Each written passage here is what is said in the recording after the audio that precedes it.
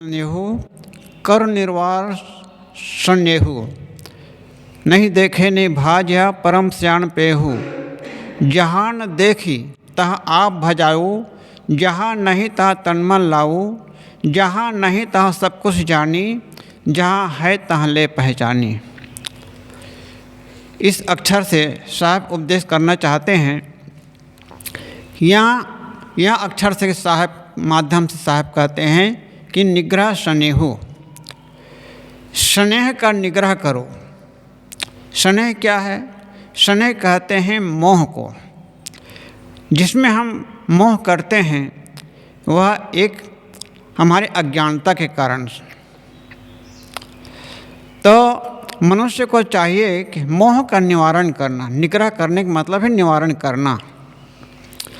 जब तक हम मोह का निवारण नहीं करते हैं तब तक हमारा मन अज्ञानता से भरा होता है। मोह सकल व्याधिन का मूला कहा गया है। मोह सारे कुकर्मों का जड़ है। यदि मनुष्य मोह को त्याग कर दे तो जीवन में उनके त्याग का अनुभव अवश्य होगा। मोह से आदमी किसी को सुख शांति नहीं मिली है, लेकिन मनुष्य सोचता है कि मोह करने से ही सब कुछ हमें प्राप्त होगा। धन, परिवार, इसमें हम मोहते हैं। जिसके पास में अधिक बुद्धि है, मैं बुद्धिशाली हूँ, ऐसा बुद्धि बल से अपने को मानता है और उसी में बन जाता है। जिसके पास धन अधिक है, धन के बल पर मानता है। तो ऐसे अनेक धन बल, विद्या बल, बुद्धि बल, आकाश मान्यता बल, पूज्यता बल, अनेक प्रकार के अहंकार में पढ़ करके मनुष्य अहंकार में सब में पड़ जाता है और मोह में चिपकता रहता है। तो मोह से मनुष्य को बड़ा दुख होता है। साहब ने कई जगह कहा है मोह सकल, सारा मोह जड़ है, अज्ञानता की जड़ है। अज्ञान वह है जिसमें ज्ञान न हो। जिस प्राणी पदार्थ में हम मोह करते हैं क्या वो हमारे साथ में जाता है? नहीं जाता है। लेकिन हम उसके पीछे हम जो कर्म करना चाहिए उसको हम नहीं करते हैं। और मोह में पड़ करके आदमी परिवार के लिए क्या क्या नहीं करता है, पुत्र के लिए क्या क्या नहीं करता है। झूठ, चोरी, निंदा, छल, कपट, राग, द्वेष, अनेक प्रकार के कुकर्म करता है। क्योंकि बच्चे को पालना है। पालना तो अच्छे भी हो सकते हैं, अच्छे ढंग से भी पाल सकते हैं। जैसे राजघराने में जब पुत्र पैदा होता है, बच्चा पैदा होता है, तब उसके पालन करने के लिए दाई रखा जाता है। और दाई रखते हैं किराए पर, और वो पुत्र के पालन अच्छे ढंग से करते हैं। खिलाना, पिलाना, नहलाना, जो कुछ चाहे उसको दिखाना देना, सारे व्यवहार करते हैं। किंतु वो समझते हैं, दाई समझती है कि ये मेरा बच्चा नहीं है। किंतु प्रेम कितना करता है, जैसे माता अपने पुत्र के लिए करते हैं, जैसे पशु है, गाय हैं, अपने बच्चे के लिए प्रेम करते हैं, मोह करते हैं। और छोटे बच्चे के सामने अगर कोई आ गए, कुत्ता आ गए, कोई जानवर आ गए, तो उसको ढकेल देते हैं और मोह में देखते हैं कि बच्चे पर किसी प्रकार का नुकसान ना हो, उसकी रक्षा करते हैं। ऐसे ही माता है, दाई है, वो पुत्र को अच्छे ढंग से सेवा करते हैं, लेकिन अंतःकरण से समझते हैं कि यह मेरा बच्चा नहीं है। क्या हम लोग ऐसे समझ पाते हैं कि माने हुए हमारे पदार्थ है, प्राणी पदार्थ है, क्या हमारा है? और इस ढंग से सेवा करने से ही हमारी अनासक्ति बढ़ती है। आसक्ति में बंधन है और अनासक्ति में मोक्ष है। गुरुजी कहा करते थे कि अनासक्ति ही जीवन का पूरा लक्ष्य है। अनासक्ति में त्याग है और आसक्ति में बंधन है। तो हमें आसक्त होकर के जीवन अगर जीते हैं तो हम समझते हैं हम सब मोह में बंध जाते हैं। इसलिए यहाँ साहब कहते हैं मोह सकल व्याधिन कर मूला। मोह व्याध का घर है। मूल है, जड़ है। अगर जड़ को ही उखाड़ फेंक दें और अनासक्ति जीवन जिए, अनासक्ति पूर्वक परिवार का पालन करें, तो मोह नाम नहीं होगा, अनासक्त हो जाए, आसक्त नहीं होगा और हमारा त्याग वैराग बढ़ता जाएगा। चाहे हम परिवार में रहें, चाहे कहीं अन्य जगह में संत गुरु के शरण में रहें, लेकिन काम तो वही सबको करना पड़ेगा। त्याग जिसका आभूषण है वो कभी छूट नहीं सकता है और त्याग सबको करना ही पड़ेगा, चाहे बर्बस्तापूर्वक त्याग करें, चाहे पहले से ही त्याग करना शुरू कर दें। त्याग करण है सबन को, बचत न कोई रहा है, चाहे तजे दुख भोग के, चाहे प्रथम हटाए। दुख भोग कर कर त्याग करना चाहें तो दुख भोगना ही पड़ेगा, अंत में शरीर छूट भी जाता है। लेकिन पहले से जो त्याग कर देता है वह त्याग करने से अंत समय में, शरीर छूटते समय उनकी मोह ममता कट जाती है। इसलिए पहले मोह का त्याग और अनासक्त पूर्वक जीवन जीते रहें, परिवार का पालन सहज हो जाता है। साखी में साहब ने कहा, साखी ग्रंथ में, कमल पत्र है संत जन, रहे जगत के माही, बालक केरी धाय जो आपन जानत नहीं। कमल पत्ता कीचड़ में कमल फूल खिल जाते हैं और पत्ते भी अच्छे बड़े बड़े पत्ते निकल जाते हैं, लेकिन उस पत्ते पर अगर पानी डालो तो ढरक जाता है, वह रुकता नहीं है। ऐसे ही संत जन होते हैं, दूसरे की सेवा करने के लिए होते हैं, अपना त्याग बल तो करते ही हैं और उसके माध्यम से दूसरों को जो उपदेश लागू हो जाता है और उसको आचरण करके चलने लगते हैं तो दूसरे का भी जीवन सुधार हो जाता है। ऐसे ही बरतते रहने से हमारे मन की आसक्ति दूर हो जाती है और अनासक्तिपूर्वक व्यवहार करने से हमारा मन उज्जवल हो जाता है। दूसरी बात साहब कहते हैं, करुण निर्वार संदेहु, संदेह का निवारण करो। संदेह क्या है?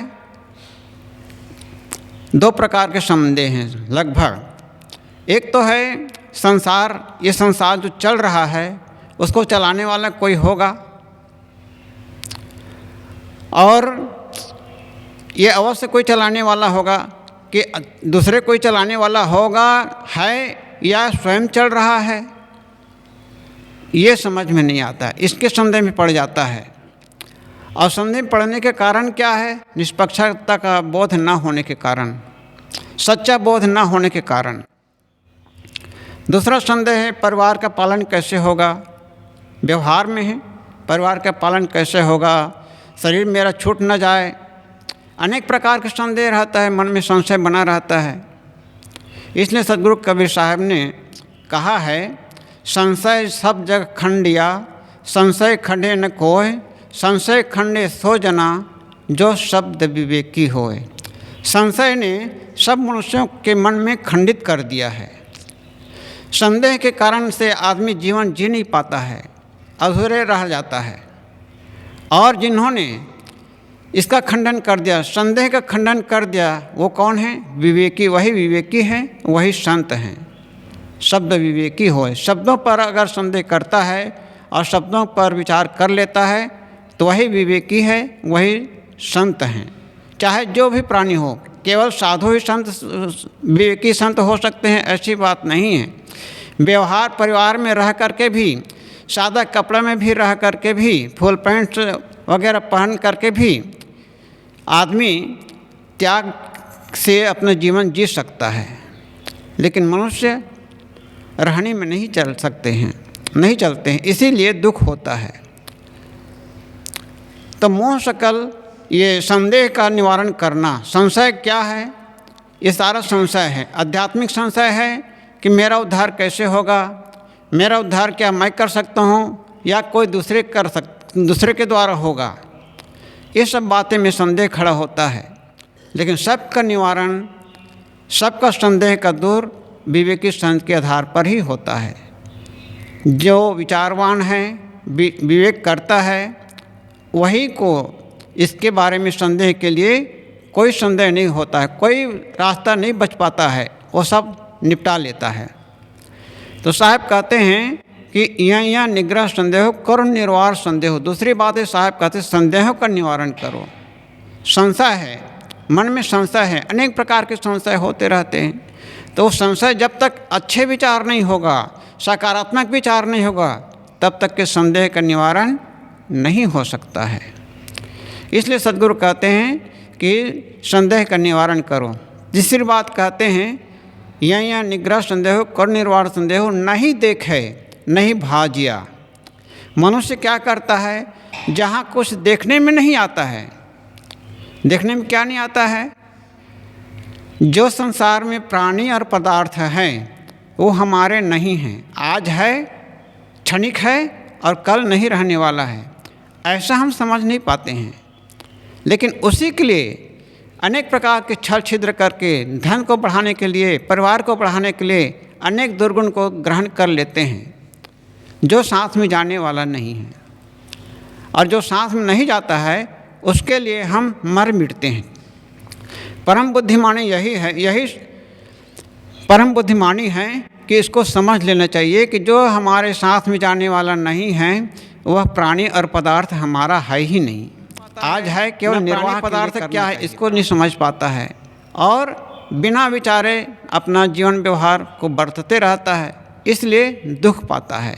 बुद्धिमानी वही है परम शयान पेयहु। शयान बुद्धिमानी वही है कि साथ में जाने वाला नहीं है उसके पीछे मत दौड़ो, उसके पीछे दौड़ने से दुख ही उत्पन्न होगा। परम शयान पेयहु नहीं देखे ने भाजिया, परम शयान पेयहु। चौथी बात साहब कहते हैं जहाँ नहीं तहाँ सब कुछ जानी, नहीं देखे नहीं भाजिया परम शयान पेयहु। जहाँ न देखे तहाँ आप भजाओ, जहाँ नहीं तहाँ तनमन लाओ, जहाँ नहीं तहाँ सब कुछ जाने, जहाँ है तहाँ ले पहचाने। साहब कहते हैं जहाँ नहीं तहाँ सब कुछ जाने, जहाँ नहीं तहाँ तनमन लाओ। जहाँ कुछ भी नहीं है, प्राणी पदार्थ है लेकिन ये साथ में जाने वाला नहीं है और दौड़ करके उसमें चिपक रहे हैं। और दूसरी बातें हैं कि हमारे ऊपर कोई कर्ता धर्ता नहीं है, लेकिन हम मान रहे हैं कि बाहर से हमारे उद्धार के लिए कोई परमात्मा अलग से है। ये है नहीं देखे नहीं भाजिया, नहीं देखे नहीं भाजिया परम शयान पेयहु। जहाँ न देखे तहाँ आप भजाओ, जहाँ नहीं तहाँ तनमन लाओ। जहाँ कुछ केवल कल्पना का विषय है, देखने में नहीं आता है और बाहरी नेत्र से देखने में भी नहीं आता है और विवेक विचार करने से भी वह नहीं सिद्ध होता है, वहाँ हम दौड़े जाते हैं। और जहाँ कुछ भी नहीं मिलता है वहाँ तन मन को अर्पित करते हैं। जहाँ अर्पित करने की जगह है, प्राणियों के सेवक करने की जगह है, वहाँ अर्पित नहीं करते हैं। और जहाँ सेवक करने की जगह ही नहीं है वहाँ हम अपने तन मन को देते हैं, कल्पना करते हैं और उसमें अपने सारे तन धन को लगा देते हैं। साहब कहते हैं जहाँ नहीं तहाँ सब कुछ जाने। मनुष्य जहाँ कुछ भी नहीं है वहाँ सब कुछ को जानने के लिए प्रयास करता है। लेकिन पांचवी बात साहब कहते हैं जहाँ है तहाँ ले पहचानी। जहाँ है क्या है वास्तविकता है ये शरीर भी है, लेकिन कब तक? शरीर है थोड़े दिन के लिए, लेकिन शरीर के अंदर में जो निवास करने वाला है वह चेतन पुरुष आज है, आगे रहेगा और भविष्य में भी था। तब हम यहाँ आए हैं और भविष्य शरीर को पाए हैं और इस शरीर में भी हैं और इस शरीर छोड़ जाएगा तब भी हम रहेंगे। इसीलिए चेतन कहा गया है, जड़ और चेतन। जड़ ये शरीर है और चेतन आत्मा है, जिसको जीव कहते हैं, रूह कहते हैं, सोल कहते हैं, सेल्फ कहते हैं, गॉड कहते हैं। ये जितने भी अल्लाह ईश्वर माना जाता है, जितने हम नाम उदाहरण लेते हैं, ये सब आत्मा के प्रति होते हैं। हम बाहर राम राम कितने भी चिल्ला लें, बाहर प्राणियों के सेवा किए बिना, अपने आत्मा को पहचाने बिना बाहरी राम काम नहीं देगा। आत्मा को पहचानना है तो घट घट में है उसको पहचाने। घट घट में हम बोल रहे हैं इसको दुख मत दो प्यारे। जो प्राणी घट घट में है उसकी सेवा करना ये बुद्धिमानी है। और अंततः अपने आत्म स्वरूप में स्थित हो जाना, वही है, अन्य सारे प्राणी और पदार्थ नहीं हैं। जहाँ नहीं है उसमें हम ध्यान देते हैं और जहाँ है वहाँ उसमें हम ध्यान नहीं देते हैं। इसलिए मनुष्य भटकता है। अपने को न जानने के कारण से ही भटकाव होता है।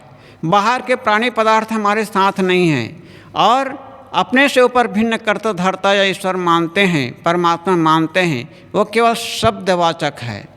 भूत प्रेत देवी देवता जितने भी मान्यता लेते हैं वह केवल देखने में नहीं आता है, केवल कल्पना मात्र है और इसमें हम बह जाते हैं।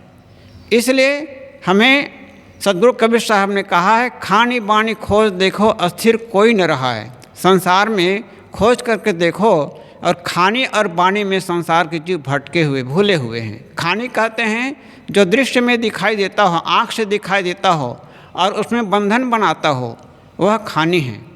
और जो अदृश्य है, देखने में नहीं आता है, केवल सुनने में आता है, वह बानी है। खानी बानी सद्गुरु कबीर साहब की भाषा में ये दो ही जाल है और ये दोनों जाल को परख लेता है, वह मनुष्य अपने भवबंधन को मिटा लेता है और अपने स्वरूप में स्थित हो जाता है।